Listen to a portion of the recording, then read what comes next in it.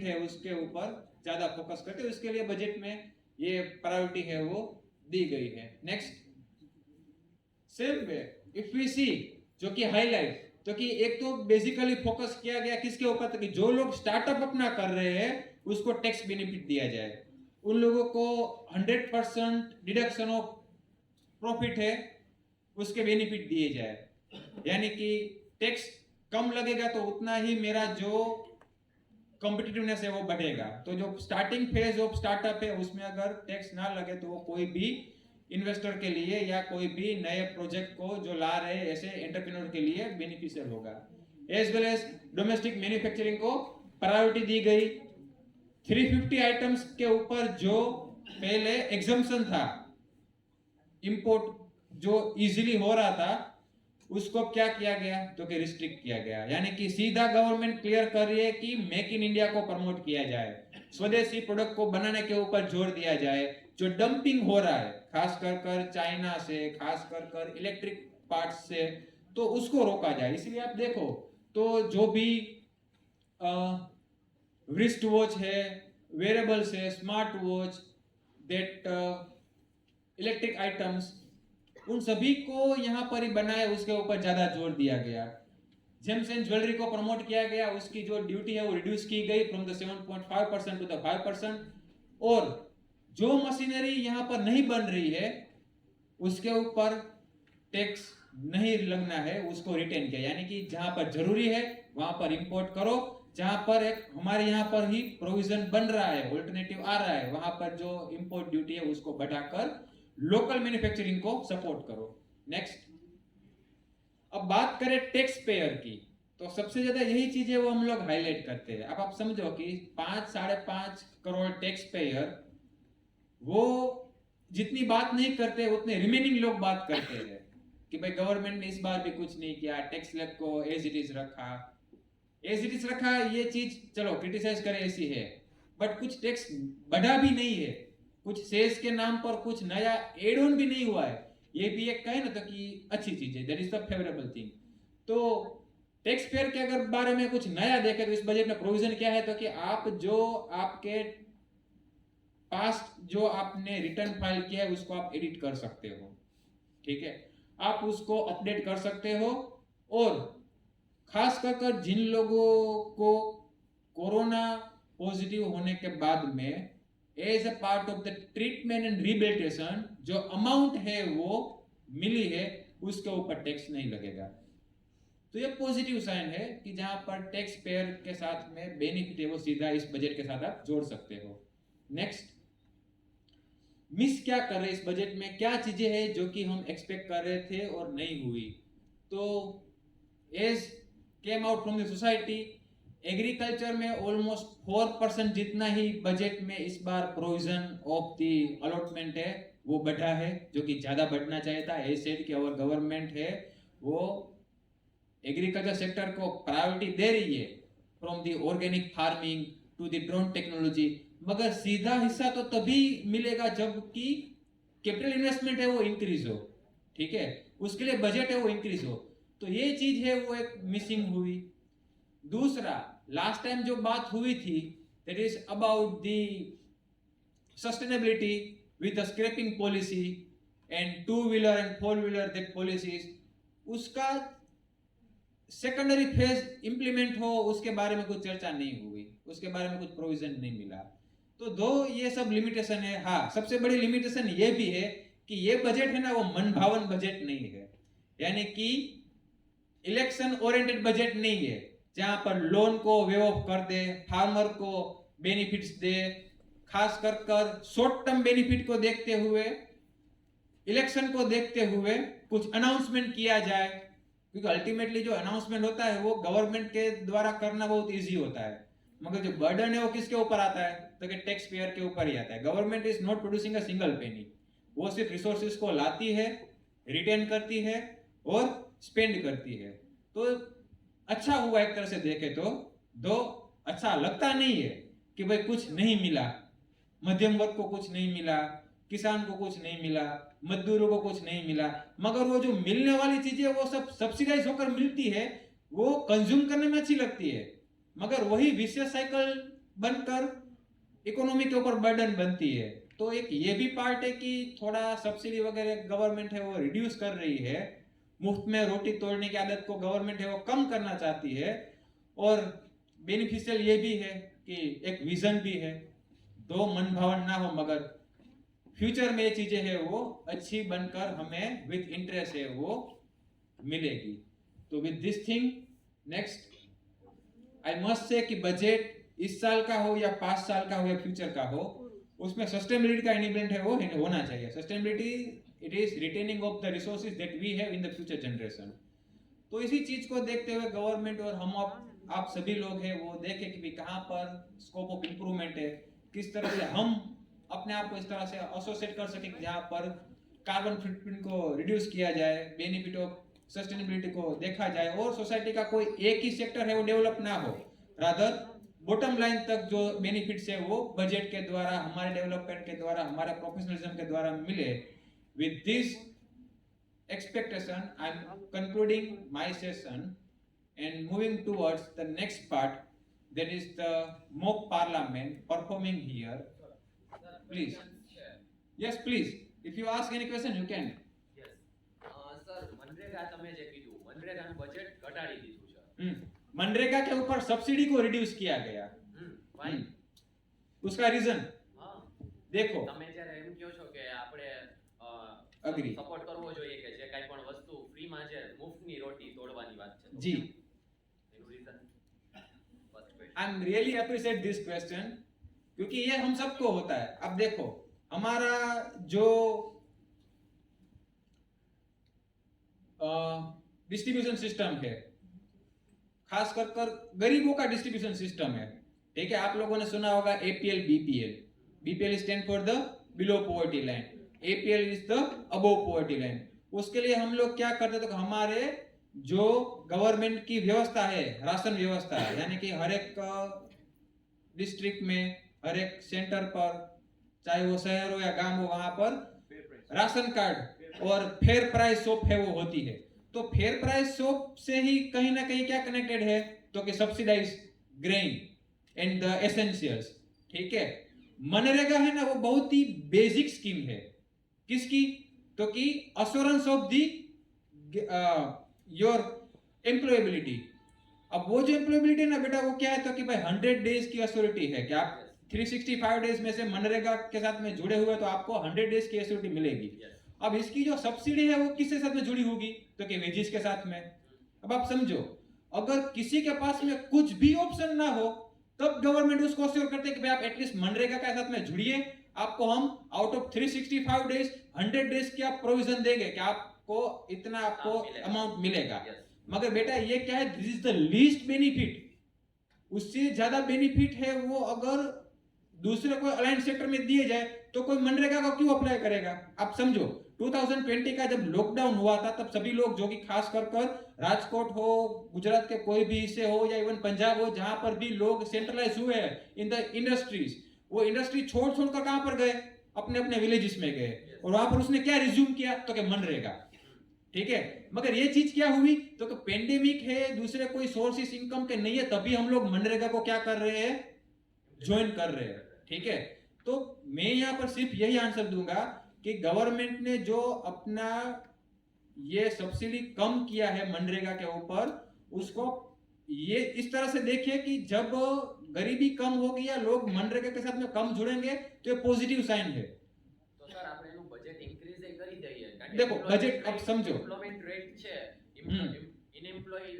Unemployment જાજા છે, બરાબર, જેને પણ જોબ્સ મળતી જ નથી, તો એ લોકો માટે તો ઈ સોર્સ ઓફ ઇન્કમ એક થઈ શકે। सोर्स ऑफ इनकम का वो लास्ट पॉइंट है बेटा, that I want to indicate. Government ने यहाँ पर क्या किया, तो कि जो भी सस्टेनेबल डेवलपमेंट होगा, जो भी यहाँ पर हम लोग गति शक्ति को प्रमोट करेंगे, उससे न्यू 60 लाख से भी ज्यादा एम्प्लॉयमेंट है वो एक साल में क्या होगी, जनरेट होगी। तो this is the favourable aspect, ठीक है।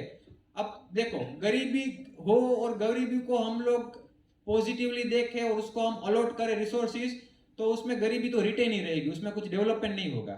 मनरेगा से already government has given so many subsidies during the pandemic period. Of course, वो सब्सिडी का जो अल्टीमेटली जो बर्डन है वो किसके ऊपर आता है, Yes. हमारे के ऊपर है, टैक्स पेयर के ऊपर आता है। तो दिस इज द पार्ट, सिर्फ मनरेगा ही नहीं है बेटा, काफी सारे ऐसे एरिया है, even in the vaccination too, the third phase of vaccination might be paid, it is not free. Yes. तो ये सभी चीजें जो कि हम लोग क्रिटिसाइज करते हैं, मगर उसका रीजन ये भी होता है कि भाई जो बर्डन है वो हमारे देश के ऊपर डेब्ट का जो है प्रोपोर्शन वो रिड्यूस किया जाए, क्योंकि जो फिस्कल डिफिसिट रहेगा वो तो एज इट इज रहेगा। तो गवर्नमेंट को अगेन क्या करना पड़ेगा, तो कि लोन लेनी पड़ेगी, ठीक है, उसके लिए अगेन वो नेगेटिव एस्पेक्ट है। Also, government planning, the less dependency of the government. So ये सोच रहे हैं कि आप कोई भी व्यक्ति हो अपना डिपेंडेंस मींस खुद रहे, सेल्फ सस्टेनेबिलिटी और self employment generation rather than dependency on the government. તો ગવર્નમેન્ટની રિક્વાયરમેન્ટ કાઈ નથી। देखो આપણે શું કામ કરે? Government is only a mechanism, ठीक है। ये जो हमारे देखो ये भी एक पॉइंट है, हालांकि ये डिबेटेबल है कि भाई गवर्नमेंट जॉब नहीं मिल रही है, गवर्नमेंट जॉब रिड्यूस हो रही है, मगर ये थोड़ा क्या है बेटा, ये एक है ना एक लिमिटेड सोच है। गवर्नमेंट ने कभी भी ऐसा नहीं किया कि हम लोग कहा नहीं है कि हम लोग गवर्नमेंट जॉब को बढ़ाएंगे, ठीक है। वो हमेशा बात क्या करते हैं, एम्प्लॉयबिलिटी जनरेशन के बारे में, अनएम्प्लॉयमेंट रिड्यूस करने के बारे में। अगर कोई अपना स्टार्टअप स्टार्ट करता है, अगर अपने ऊपर है वो खुद ही निर्भर होता है, तो वो सिर्फ अकेला ही जॉब के बेनिफिट नहीं मिलेगा उसको, वो अपने साथ में पूरी की पूरी इकोलॉजी डेवलप करेगा जहां पर दूसरे को भी क्या वेज अर्नर का बेनिफिट मिलेगा। तो this is the way government is reducing the certain aspect and promoting the self development, employment generation by the startup and promoting the entrepreneurship. Okay sir, second question, તમે Okay. કીધું tax જે છે એ ઘટાડ્યો નથી, हाँ, tax slab return rate 2.5 lakh and 5 lakh. પણ વધાર્યોય નથી। Okay. તો જો ટેક્સ જે છે આપણે ઇન્ફ્લેશન રેટ મુજબ ચેક કરીએ તો Agree. એવરી જે પ્લે अच्छा, કરે છે अब tax, मैं आपको उसका सॉल्यूशन बता रहा हूँ। यू आर राइट, मैं समझ गया कि भाई हर साल देखे तो पहले के 5 लाख और आज के 5 लाख में बहुत फर्क है, ठीक है। A bird in a hand is better than 2 bird on Bush, ठीक है। ये प्रोब हम सब जानते हैं कि भाई आज की जो कीमत है वो कल तो महंगा होगा, आज के 100 रुपए में जितनी चीज जाएगी कल उसको मुझे लेने में 120 रुपए पे करने पड़ेंगे। Yes. तो आज के कल के 120 रुपए वो आज के क्या हो गए, 100 रुपए हो गए। तो कल के 5 लाख है वो आज के तो 3 लाख ही हो गए ना, Yes. ठीक है। तो गवर्नमेंट को एटलीस्ट 7 लाख 8 लाख तक का क्या करना चाहिए था, टैक्स स्लैब बढ़ाना चाहिए था। Agree, I am agree with that कि ये होना चाहिए था, मगर नहीं हुआ है। उसके लिए आप देखो निर्मला सीतारमण जी ने ये दैट महाभारत का एक श्लोक है वो स्टेंजा की तरह दिया कि भाई मुझे माफ करो, ये राजकोष के लिए जो भी इनकम रेवेन्यू जनरेट हो उसके लिए ये चीजें हैं वो हम लोग फोर्सफुली कर रहे हैं। टैक्स पेयर होंगे तो ही पिक्चर रोजी होगा, टैक्स नहीं मिलेगा तो ये नहीं होगा। यानी कि मैं आपकी बात से सहमत हूँ कि पिछले 5 लाख आज के 5 लाख नहीं है, मगर आप ये भी तो देखो कि out of our 140 crore population eligible tax payer कितने हैं, ऐसे वो 5 करोड़ भी नहीं है। तो एटलीस्ट वो तो थोड़ा बढ़ जाए, सो दैट डायरेक्ट उसका डायरेक्ट बेनिफिट क्या है समझो। अगर टैक्स पेयर बढ़ते हैं ना तो जितना भी जीडीपी जो कि बेसिक और नेसेसरी एसेंशियल के ऊपर भी ज्यादा है ना वो डायरेक्टली क्या होगा, कम होगा। क्योंकि इधर और गवर्नमेंट को तो क्या करना है, पैसे तो चाहिए, ये एक पूरा मैकेनिज्म उसको चलाने के लिए। तो फिर पैसे जहां से आएंगे नहीं तो वहां पर दूसरा ऑल्टरनेट है उसको तो फिर फोर्स करना ही पड़ेगा। तो ये एक है tax payer માટે ખરાબ વસ્તુ છે। टैक्स पेयर के लिए खराब नहीं है, मगर टैक्स पेयर के लिए ये होपफुल था कि ये स्लैब बढ़े। વધે પણ નથી हाँ, વધ્યો તો मगर देखो उसका प्रोविजन भी है ना कि गवर्नमेंट ने जो 80 सेक्शन 80C है जो म्यूचुअल फंड में या इन्वेस्टमेंट के बेनिफिट है उसको भी रिटेन किया हुआ है। હા તો સર ઇન્વેસ્ટમેન્ટ માં એક ક્વેશ્ચન, प्लीज ક્રિપ્ટો જે 30% નો ટેક્સ લે છે કે જે તમારી બેનિફિટ્સ જે તમને તમને પ્રોફિટ જે થયો એનો Okay. 30%, પણ તમે ઈ લોસ તમારી Transaction on the નથી transaction. કરી શકતા। તમે ઈ લોસ છે, તમે માની લો ક્રિપ્ટોમાં લોસ થયો છે તો તમારી તમે જોબ કરો છો તો ઈ પૈસા તમે એમાં કમ્પન્સેટ નથી કરી શકતા, ક્રિપ્ટોમાં જ કમ્પન્સેટ કરી શકો છો। Okay. પ્રોફિટ અમારો, લોસ તમારો, ઈ सी કયું logic? मैंने पहले ही कहा था बेटा कि क्रिप्टो जो है ना वो पूरा ही एक स्ट्रक्चर्ड इकोनॉमिक सिस्टम है ना, उसके लिए वो एक कर्ज है। क्योंकि आपको भी पता होगा, न्यूज में भी ये आपने पढ़ा होगा कि भाई कोई ड्रग स्मगलिंग पकड़ी गई या कोई भी कहे ना कि एंटी सोशल एक्टिविटी हुए, उसका अगर आप सोर्स ऑफ इनकम देखो ना तो वो क्या ट्रांजैक्शन होगा, ક્રિપ્ટો। क्रिप्टो करेंसी ट्रांजैक्शन होगा। Yes. और वो भी क्या है तो गवर्नमेंट के ट्रेस में ना आए। Yes. तो जो चीज गवर्नमेंट के ट्रेस में नहीं है वो अगर नुकसान कर रही हो तो उसको क्या करना चाहिए, रिड्यूस करना चाहिए। बैन जो क्या बात करता? तो समझो क्रिप्टो है वो गवर्नमेंट, कोई भी गवर्नमेंट क्यों ना हो, चाहे वो इंडिया की हो कि यूएस है, उसको कोई खत्म कर ही नहीं सकता, क्योंकि उसमें मेजर जो बेनिफिट है वो लोगों को मिल रहा है, वो क्या मिल रहा है, तो कि massive benefit of the growth. ठीक है, अब ये भी तो गलत चीज है ना, सरकार के पॉइंट ऑफ व्यू से देखे तो करेंसी का मतलब क्या होता है बेटा, currency is associate with the exchange. मैंने आपसे पेन खरीदी, मैंने आपको 10 रुपए दिए, 10 rupees currency is assuring the value of that exchange. ठीक है, अब वो वैल्यूएशन ऑफ एक्सचेंज है, उसको आप सोर्स ऑफ इनकम बताओ, सोर्स ऑफ इनकम बताओ, या उसको वही आप प्रूव कर दो, तो ये भी गलत है ना। समझ रहे हो, आज मैं डॉलर इसलिए परचेस कर रहा हूं क्योंकि मुझे पता है कि भाई डॉलर के सामने रुपीस की वैल्यू डाउन हो रही है, तो आज का जो मेरा 1 रुपीस के सामने एक्सचेंज वैल्यू सपोज 75 रुपीस है, कल वो 80 रुपीस बनेगा, तो मुझे 5 रुपए का विदाउट एनी इफोर्ट क्या होगा, फायदा होगा, इसलिए मैं डॉलर परचेस करूं। This is the wrong thing, और ये क्रिप्टो में आज हो रहा है। वो एक एक्सचेंज ऑफ मनी का एक मीडियम है, उसको मीडियम की तरह ही, करेंसी की तरह ही रखे। તો સર આપણે એ જ વસ્તુ કે ડોલર્સ તમે અમુક એમાઉન્ટ થી વધારે તમારી પાસે ના રાખી શકો, તો એ Agree. બિટકોઈન માં રાખો, બેન કેમ નથી કરતા? देखो गवर्नमेंट ने उसको आज ऐसा स्टेटमेंट दिया कि मींस यस्टरडे ऐसा स्टेटमेंट दिया कि ये लीगल नहीं है, લીગલ નથી કરતા हाँ. પણ તોય તમે એની ઉપર ટેક્સ अग्री। तो इन नटसेल ये यही है कि ना हमें पता है, ना गवर्नमेंट को भी कुछ प्लानिंग और पॉलिसी का पता है, मगर एटलीस्ट उसकी एक स्टार्टिंग हो गई है। Demotivating that things because it is not legal. So because of that things they are taking the taxes on that. Direct બેન કેમ નથી કરતા સર? नहीं बेन देखो, તમે કોઈ વસ્તુ बेन wrong થાય છે તો એને ક્લોઝ કરો ને। बेन ना करो, उसका मैं आपको रीजन बताऊं बेटा, वो सीधा ही सबके इनकम के साथ जुड़ा हुआ है। अच्छा, आफ्टर दी एलपीजी यहाँ पर सेंसेक्स और इन्वेस्टमेंट स्टॉक मार्केट वगैरह शुरू हुआ, ठीक है, उसका प्रमोशन है वो बढ़ा। आई एम नॉट सेइंग कि वो स्टार्ट हुआ, बट प्रमोशन वगैरह बढ़ा। अब आप देखो कि पॉइंट टू पॉइंट 1992 से लेकर 2022 तक कितने साल की जर्नी हुई?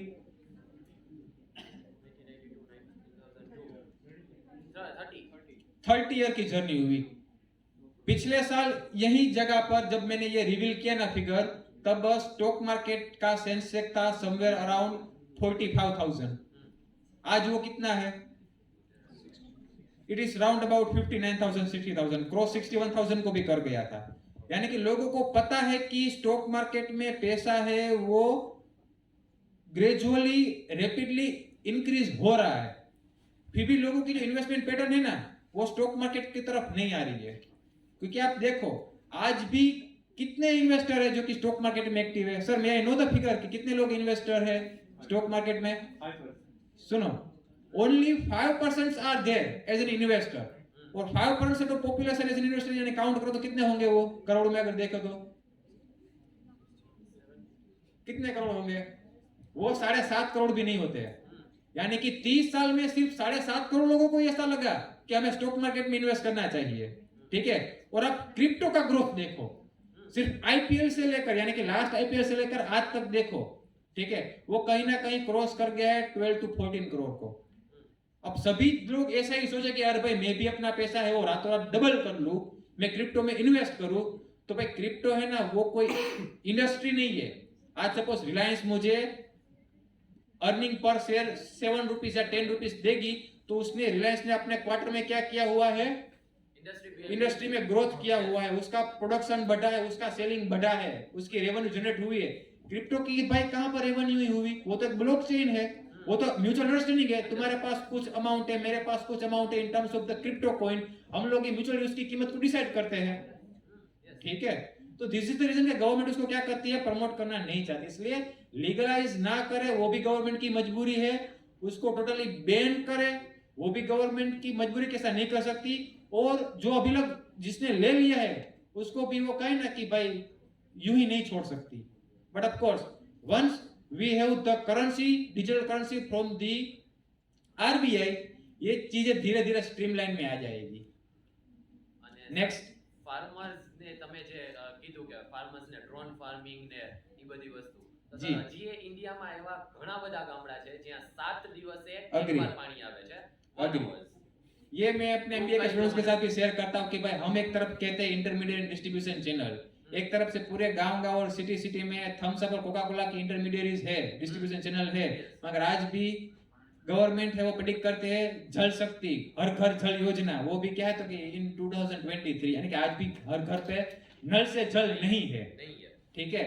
तो ये तो चीज है, इसीलिए ऑफ कोर्स कि गवर्नमेंट का मेजर चंक है वो आज भी कॉन्सेंट्रेट करना चाहिए किसके ऊपर, तो एग्रीकल्चर के ऊपर। Yes. बट ये भी तो सही है ना बेटा कि जो फार्मर है वो एज प्रोफेशन लुक्रेटिव ना हो तो भी तकलीफ है। Sorry, sir. लाइक आज जितने मैं आपको एग्जांपल देता हूँ, आज सभी जितने भी लोग बैठे हुए हैं उसमें से कोई भी एक बंदा ऐसा नहीं बोलेगा कि मैं फ्यूचर में फार्मर बनूंगा। क्यों? क्योंकि उसको लुक्रेटिव बेनिफिट नहीं दिख रहे हैं। मगर इंस्टेड ऑफ दैट अगर यहाँ पर भी टेक्नोलॉजी हो जो कि अमेरिका में है, अमेरिका में फार्मर है ना वो प्रोफेशनल है, ठीक है, it is came under the professionalism.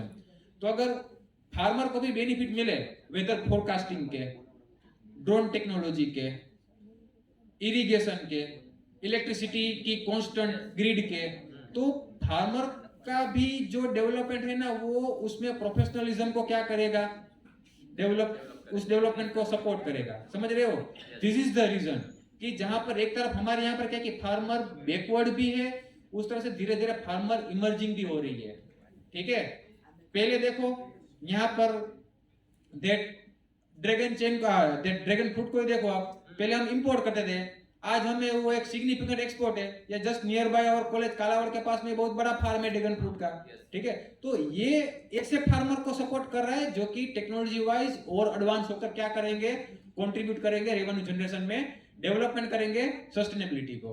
यानी अग्री कि भाई फार्मर के लिए एक्सट्रीम एंड पर भी कुछ हो, ठीक है, मगर उसके लिए फार्मर को भी खुद सोचना पड़ेगा, ठीक है। आज फार्मर अगर इलिटरेट रहे, फार्मर अगर कहे ना कि भाई वेदर के ऊपर डिपेंडेंट रहे, उसने इरिगेशन को अप्लाई नहीं किया, टेक्नोलॉजी को अप्लाई नहीं किया, तो आज भी फार्मर को सुसाइड ही कमिट करना पड़ेगा, ठीक है। तो ये तो भाई सोशल इश्यू ज्यादा है रादर दी गवर्नमेंटल इश्यू, ठीक है।